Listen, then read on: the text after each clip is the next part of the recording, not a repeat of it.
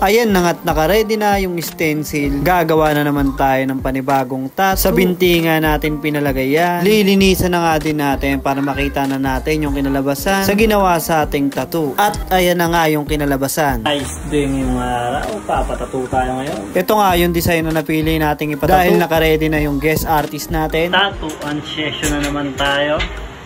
Let's go! Sa mga gusto palang bumisit dito sa studio natin at gustong magpatattoo, PM lang kayo sa page natin, si Cap Jason. Papadagdag tayo ng tattoo.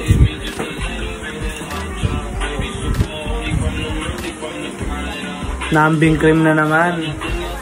Lagyan na naman tayo ng numbing cream para hindi masakit. Dahil umpisa na natin yung mga nakaraan.